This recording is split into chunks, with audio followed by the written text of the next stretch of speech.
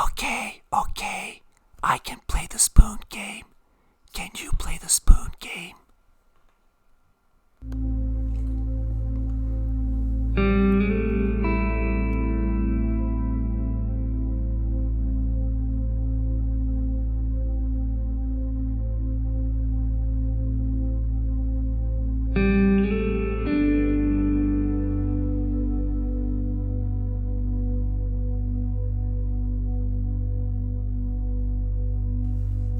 Dear Bagman, we sure miss you. I hope you can find it in your heart to forgive us for rejecting you.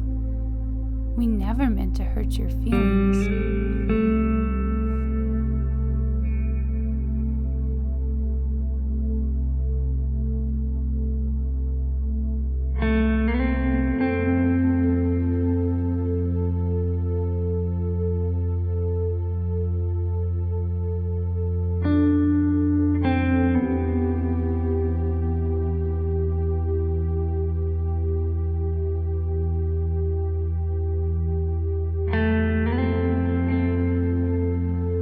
We sure miss the good old days when we would hang out with free time on our hands to go where our hearts would take us.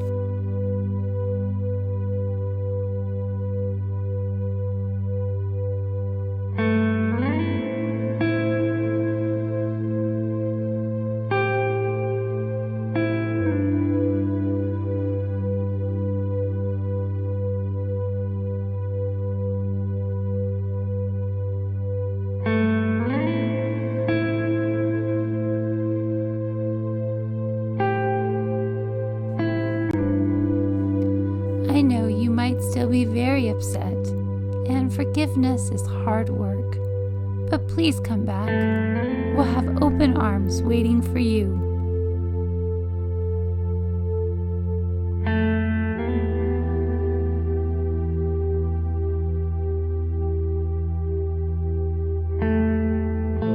P.S. I will have Quarantine Monkey drop the letter off in the mail tomorrow. Uh-oh. Uh-oh. Uh-oh.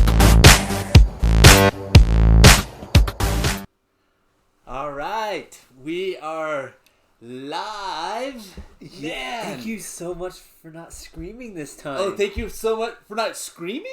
Well, you know, it was kind of weird because the night kicked off with like this whisper, you know, like something about a spoon game or something. But anyway, dude, all that to say, I don't know. I'm pretty sad because, you know, as much as Bagman didn't like me, we bonded. Still. Yeah. Well, man, I hope he got my letter. Do you think he got my letter? No. No. No. But if he's watching the live show, Why would he watch? He said he was going away forever. No, he said for a while. I 1 week later is not a while. Yeah. Okay, I'm sorry. Wow. I really hope he comes back. And you know, and I hope he gets the letter. If not, you know, at least you heard the letter being read to him tonight. You know, from, you know, the person who read the letter. And so, you know, when Rosh took a break from Rachel and he said it'd be a while, he didn't get back together 1 week later. Oh yeah. You know, I'm pretty sure all my junior hires know that your reference to Friends TV Oh, I'm show. sure they do, because they'll have to. If they go to High School Ministries, Hunter talks about it all the time. They'll need to know now. Does he really? I'm teaching them while they're young. Okay, well, you do that. Well, hey, welcome tonight, and we're excited that you're here, and man, we would love... We'd love for you to watch Friends. No, we wouldn't. We'd love for you Nope. Alrighty. Okay. Hey, tonight, you know, we want Bagman back, right? I mean, everybody does that, and so, you know, we've done apologies now, and so, why don't we do this? Why don't we get the students to inspire him to come back? It could work. Yeah. So, it could work. How about this? Why don't we, you know, like, we had like a little memory lane right there, you know, of like some flashback of pictures. Why don't we throw up pictures and have students create a meme That way, if he's watching right now, he might get inspired to come back to our show. You know, the memes are the best way to reach people. Yeah, the memes are such an inspiring way. So why don't we do this? Students in the live chat, we're going to show you 3 different pictures. You can choose all 3 or just one. And then submit a meme. And you know what? If we get enough submissions tonight, Aiden, maybe we'll pick 3 winners from this game. So 3 people can win potentially tonight. So And what are they going to win? The They're- first season of Friends, guys. No. You're gonna the DVD, maybe No. the VHS tape Nope. if it's there. Nope. Alrighty. So here's what we're gonna do. We're gonna show a picture right now. Let's put this picture up. So here's Bagman eating a banana. And so right now in the live chat, why don't you submit your meme? Look at And that. so That's a classic Bagman. I remember him. He was so happy eating that banana. he was. Yeah. So what would be your meme for this picture, Aiden? So what would something that comes to mind? I go bananas for Bagman. Like that could be a good meme. When let me look at that. He's eating a banana. When Harambe realizes he did something bad. Okay, I don't get. Okay, so that's our first picture. With that, let's go to the second one. Alrighty, so here's the second one, and this is when he had those clippers. Remember, he wanted to come and cut our internet. You know, our internet's been great since he's not been around, actually, which is kind of crazy. And so, Maybe he should be gone for a while. wow, Aiden, man. Maybe, But you know what? I'm wrong. maybe I'm wrong. I don't know. I want Bagman Maybe back. you need to write your own apology letter. Alrighty, so students, this is the second picture. So submit your meme right now for this photo, okay? And then so let's go to our last photo. And so here he is trying to hug Sierra. So Yeah. this was actually from the very first episode. This is when he was actually live on the show with us, which was so great. And When he was a true part of the family. when he was really part of the family. Yeah. And so right now, students, submit in the live chat. Bonus if it's a Friends meme.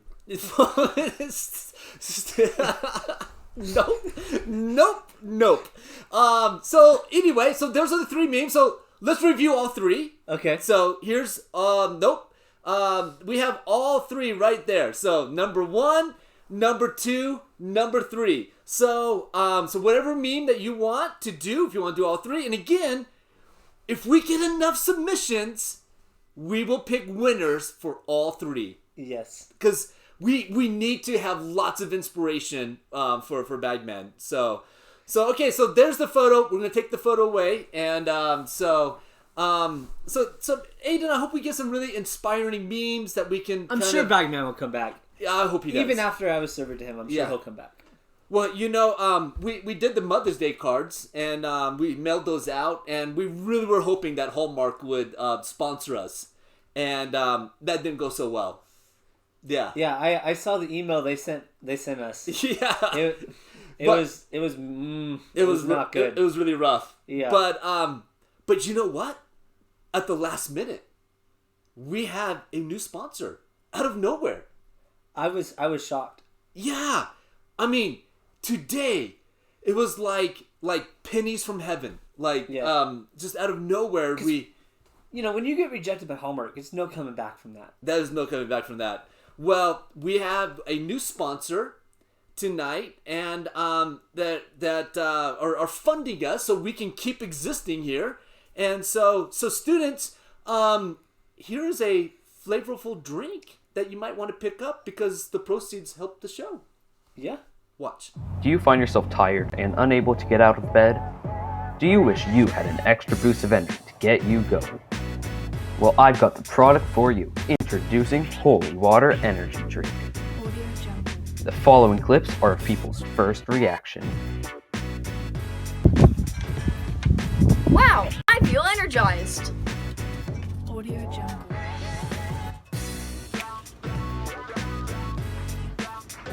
Wow, what a rush.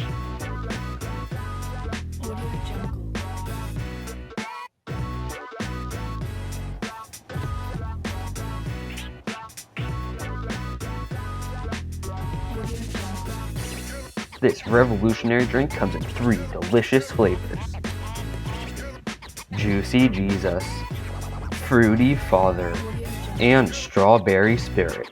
Try all 3 flavors today to satisfy your thirst for the Lord. But don't drink too much. Side effects may include disrespecting your pastor, missing church, incorrect Bible reading, death, and in severe cases, disrespect of Bagman. But wait, there's more. Try our Disciple Pack with all new flavors such as Peachy Paul, Pineapple Peter, Berry Bartholomew, and many more. Get yours today at your local church. Holy water is legal in the following states: Alrighty.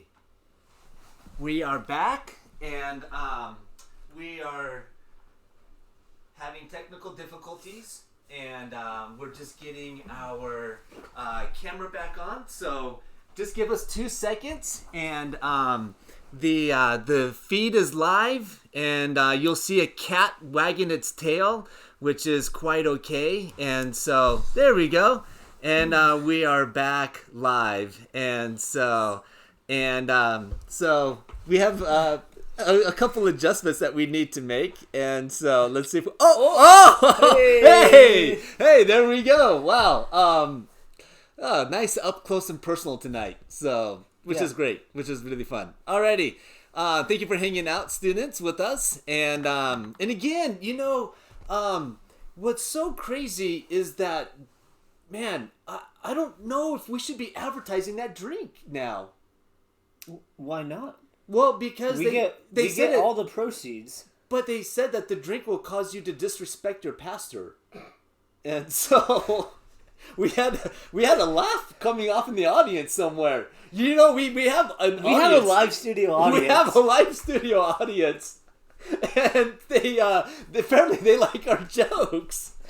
That's always comforting. That's Because I never hear people laugh, and it just makes me so sad. there's a lot of laughter coming up in our next little segment. Thank goodness, and laughter is really just gonna kind of help us get through these times. And so, but anyway, yeah. So students, maybe you just need to stick with the typical ice drink here. So Joe, don't get us demonetized. yeah, so Let's hide that. So yeah, let's maybe that ice drink will sponsor us instead. So anyway, hey students, we're in this series, right, called Facing What's Next, and we're learning all these parables of Jesus, right, and all these parables that are like perplexing or like really challenging to understand, and they're kind of like a riddle, and to be solved. So it's really meant to grab your attention and to kind of get your whole mental brain like really working, and You get to be Batman for a little bit. you get to be Batman for a little bit. And so we thought, as a little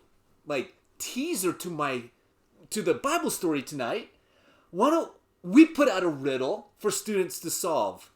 And if you can solve it, then you can win a prize. And so, Well, how do we know if they solved it? okay, so this is what's going to happen. I'm going to play you a video. In this video is one line that I repeat over and over and over. Students, all you need to do is type in that one line in the live chat. If you type in the line correctly, 100% perfectly, you win a prize. You go in the drawing to win a prize. And so that's what we're going to do tonight. So again, I'm going to play you a video because we actually jumped on Zoom this week, and I actually zoomed in with a lot of students, and I was testing them on their ability to see if they could solve this riddle. Simple riddle, students. It's one line that I repeat over and over. Type in that line in the live chat. Type it in exactly 100% perfectly. You will win a prize. It's going to be a lot of fun. Watch the video. Solve the riddle. Here we go. Who's ready to play? You guys ready to play? Me! All right. Ready. Okay. I can play the spoon game, and you play the spoon game. Hannah. I can play the spoon game. You can play the spoon. Hannah, you cannot play the spoon game. I am so sorry. Okay. I can play the spoon game. Can you play the spoon game? I can play the spoon game. Can you play the spoon game? No, you can't, Andrew! Andrew, come on! I mean, what's your go-to spoon? This is like the perfect spoon that I have, and it is like the perfect size, okay? So right here is like, it fits perfectly in your mouth. I can play the spoon game. Can you play the spoon game? That was so close. Nope, you can't play the spoon game. I'm so sorry. My go-to spoon is this one right here. And so, Oh, yeah? Yeah. And what it does, it reminds me of riding a motorcycle, you know, like back in the day. And so, you know, I just pretend like I take a bite and I kind of rev up the engine, you know. Okay. I can play the spoon game. Can you play the spoon game? You can play the spoon game. Can I play the spoon game? No! What? I can play the spoon game. Can you play the spoon game? All right. I can play the spoon game. No, you can't play the spoon game! I can play the spoon No! game. Quit whispering! Why are you whispering? Yeah. This is my second go-to spoon that I use. I use this one a lot for like my cereal and that kind of stuff. It reminds me of like digging a hole when I use it. Okay, I can play the spoon game. Can you play the spoon game? Wow, you were so close! Okay. I can play the spoon game. Can you play the spoon game? I can play the spoon game. Can you play the spoon game? No! This is my go-to spoon when I throw up. This is my throw up spoon. I throw up in this one because it has like all the holes and all the stuff. So it catches it perfectly. Okay. Can I play? I can play the spoon game. No, you can't! Can you play the spoon game? You can play the spoon game. Can I play the spoon game? No, you can't play it! Yeah, no, you can't! You can't! I can play whenever I want to. Okay. I can play the spoon game. Can you play the spoon game? Yes, you can play the spoon game. What? You know, this is a spoon that I use when I was dating Kathy and I wanted to impress her. You know, I used this spoon. You know, I had a little style and Yes. I Guess can't what? play the spoon game. Yes, I no, can't you play can't the play spoon game. You can say yes all you want, but you can't play. What spoon would you use if you had like, you know, somebody over on a date? Yeah, I think I'd kind of go with this one, you know? The clear spoon, to be like, you kind of show off a little bit because it's clear. You're like, oh yeah, I can scoop a lot. You can show off what you made because then she can see it. So you It's scoop it and they can see through and they're like, wow, he's a cook too. Yeah. Do you want to play, Evan? Do you want to try it again, Evan? No. Okay. I can play the spoon game. Can you play the spoon game? Of course you can, Evan. When I broke my arm, I had a spoon in my hand and I bent it on accident. Oh my god. But now it's very useful because then it like sits on the edge and won't fall in your bowl anymore. Okay. I can play the spoon game. You can play the spoon game. You know what, Audrey? You know what? You can play spoon game along with me. Why not? Okay. All right. I can play the spoon game. Can you play the spoon game? I can play the spoon game. Can you play the spoon game? No! I don't know how to play the spoon game. Yeah. This is the most dumbest thing in the world.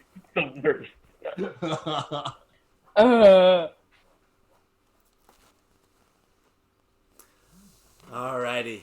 Pretty impossible game. Yeah. Alrighty. Yeah. I hope you guys didn't lose your sanity. The line is, okay, I can play the spoon game. Can you play the spoon game? So it's saying the okay first. So there you go. Fun little riddle. Fun little game there. Well, hey, like I said, you know, tonight, Jesus tells a parable and tells a story of a great feast. And at this great feast, this master sent out these invitations inviting everyone to come be a part of this party. And then all of a sudden, all these people gave the most ridiculous, laughable excuses why they couldn't come. So then he says, you know what? Go out and invite all of the people, the beggars on the roadside. Go invite the crippled people. Invite all these people that are sometimes often ignored in society. And so his fellow worker went and did that, reported back to the master and said, hey, I did this, but at the end of the day, we still have more room. And so, well, then the master says, okay, well then go out and invite the people that are like hiding in the bushes, invite the people that are like even more outcast than even those people. And it was really a picture of the kingdom of God, where God is saying, you know what, at the end of the day, I am going to continue to reach those people that are so ignored in society. And so what is so interesting about this story as we get into it tonight is what happens before Jesus tells this story. You see, there is this event that takes place that Jesus had to stop and address the audience and then tell these stories because of the social kind of positioning that people were doing with one another. So the story begins like this, and I'll read it to you in Luke chapter 14 verses 1 and 2. And it says this: one Sabbath day, Jesus went to eat dinner in the house of a leader of the Pharisees, and the people were watching him closely. There was a man whose arms and legs were swollen. So this kind of begins as an interesting story, that there is this party that is happening. And at this party, the Pharisees, the religious leaders, were trying to trap Jesus. They were trying to get Jesus to make a mistake, trying to get Jesus to break the law. And what they did was they planted a person, a crippled person. They used a person to try and trap Jesus. So they bring in this guy who's got swollen arms and legs and can't move. They bring him to the party not to show him love, not to bring him to Jesus for healing.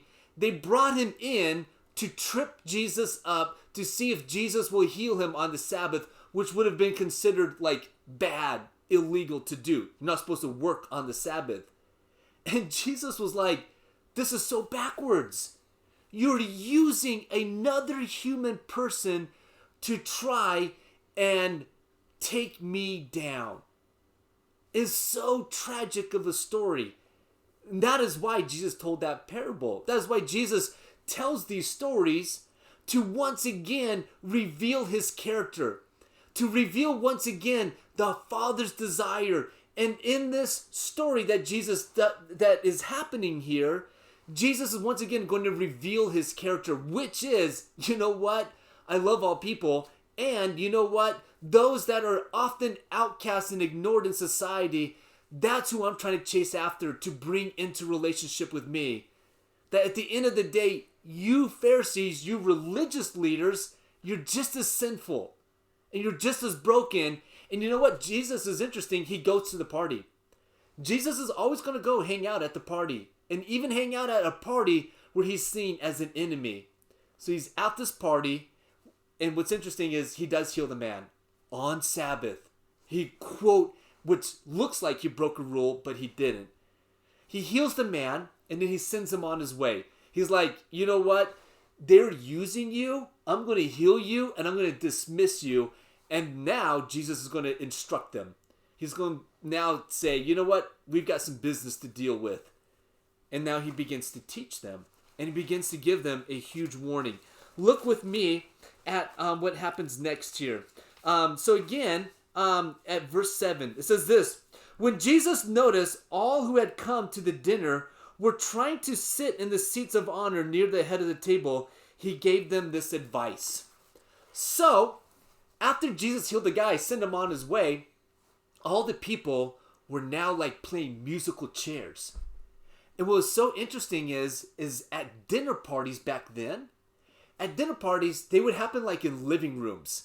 And as they happened in living rooms, they had like chairs set up like in a U shape.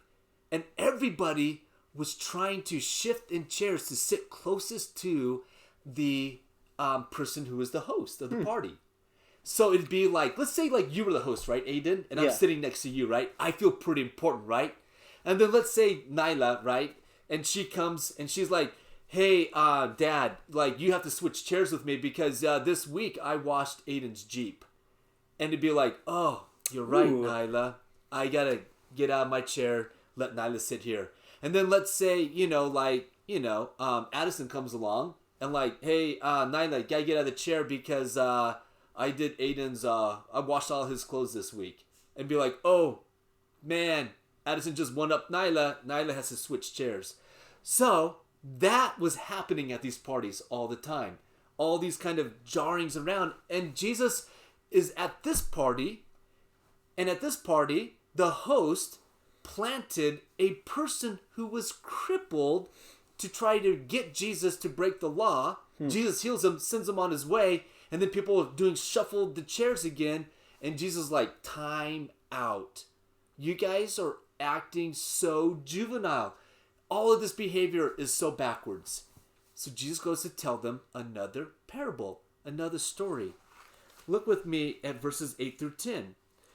Jesus says this, when you are invited to a wedding feast, don't sit in the seat of honor. What if someone who's more distinguished than you has also been invited? The host will come and say, give this person your seat. Then you'll be embarrassed, and you'll have to take whatever seat is left at the foot of the table. Instead, take the lowest place at the foot of the table. Then when your host sees you, he will come and say, friend, we have a better place for you. Then you'll be honored in front of all the other guests. So Jesus is saying, look, when you go to the party, don't try to sit in the most important seat. No, take the least important seat. And then wait to be invited by the host to sit next to you. So Jesus is saying, you know what? In life, don't try to get and make yourself be so important. Instead, go humble yourself and look for ways to elevate others around you. Because look what he says in verse 11. This is a really important verse. He says this, for those who exalt themselves will be humbled, and those who humble themselves will be exalted. You know, humility is like this virtue that even in our society today is looked down upon. And even back then in Jesus' time, it was looked really down upon. To think of others as better than yourself was like a bad thing. Like, no, everything in society says, think of yourself as more important.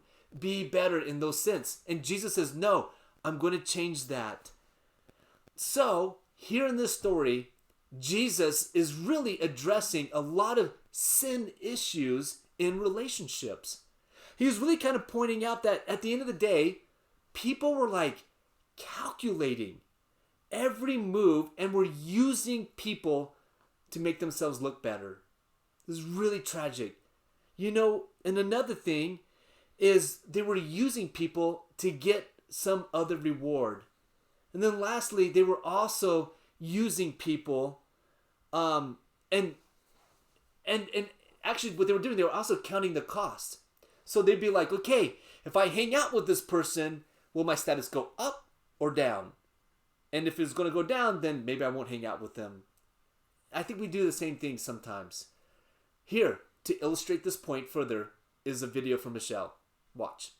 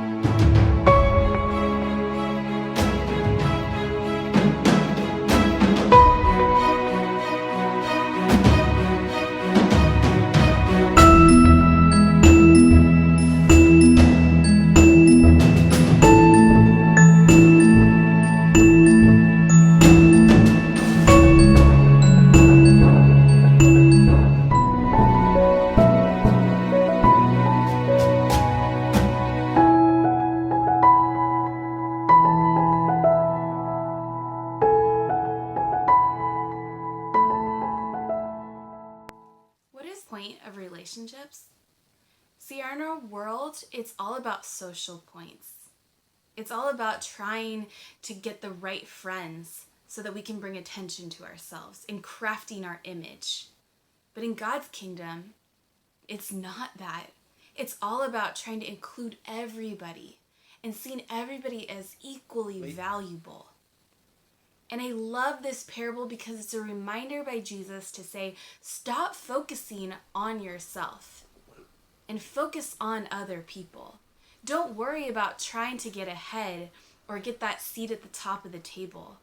Rather, trust that I, God, am going to be able to elevate you, to lift you up, and to give you that place of honor. But you can't do that on your own. So maybe what you need to do is you need to look for those that you can level up, those that might need some attention, that you can acknowledge them in your everyday life or compliment them so that they are being elevated like the crippled man was. All right, welcome back. You know, I think one of the reasons why we work so hard at trying to position ourselves and that we're always fighting to try and look better than others, or just fighting to try to be recognized and to be noticed, it's because at the end of the day, we live in a broken world. We have been sinned against, and we sin, and so it creates all this brokenness, and it creates all these insecurities that we have. You know, when Jesus was describing the kingdom of God, he was describing how everyone who's experiencing all those insecurities, that are experiencing those heavy feelings of loneliness and the heavy feelings of being unwanted, that he came to restore that he comes to chase after us and to heal us, and that at the end of the day, there's this incredible ministry that Jesus did on that cross, where we are made right, that our sins are forgiven, that we are now placed in back right relationship with God. So therefore, our image with God is now secure. Now we don't have to work so hard at trying to now elevate ourselves. Because at the end of the day, it's God who elevates us. And I just want to read a verse for you. And, it comes out of James chapter 4:10. It says, humble yourselves before the Lord, and he will lift you up in honor. Students, wait on God to elevate you.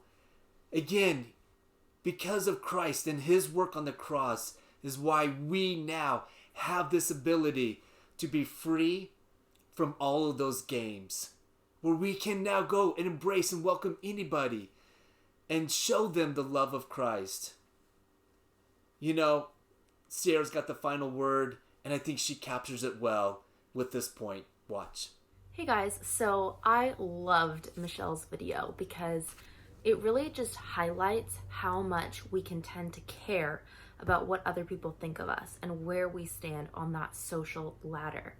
But something I wanted to bring attention to really quick is sometimes we can be so concerned about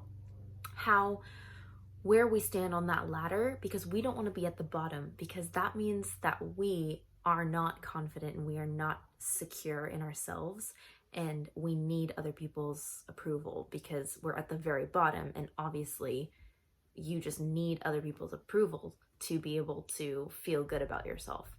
And something I wanted to point out is that if you are so insecure, you're actually probably going to be more at the top, because the people who are at the top of that social ladder and are so worried about being there and staying there have to rely on other people's opinions. And those aren't promised. You know, people can change their minds any moment. And so that's not secure at all.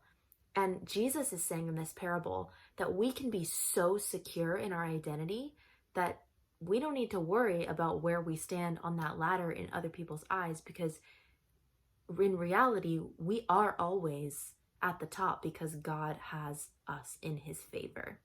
So I just wanted to remind you that being, at the back or taking a seat of humility doesn't mean that you're insecure. It means that you are you know you can rest in your identity in Christ. All right, welcome back, and thank you, Sarah. Great word. And man, I hope tonight, as you guys go off into your Zoom small groups, that you continue to unpack, and again, to keep reflecting on these insecurities that we have. How can we continue to experience God's love and healing, move past our insecurities, that we're not always trying to fight to try to look good? We don't need to. Hey, well, that's our night, and we have winners tonight, and you know what? Let's bring up the Bagman memes again. Yeah.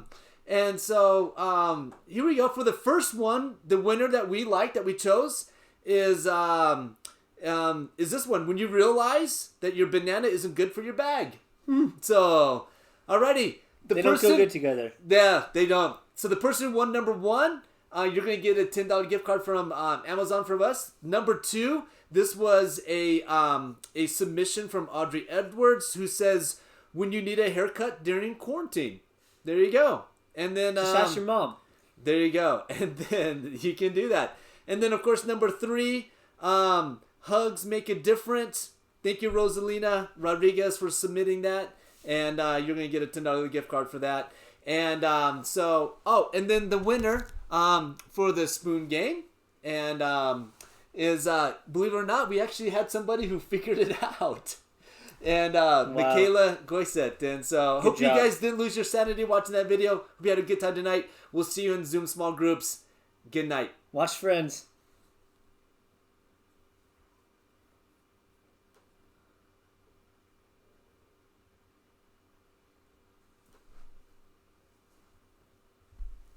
The Office is better, but I can't make Office jokes. No? No. The Office is more inappropriate than Friends.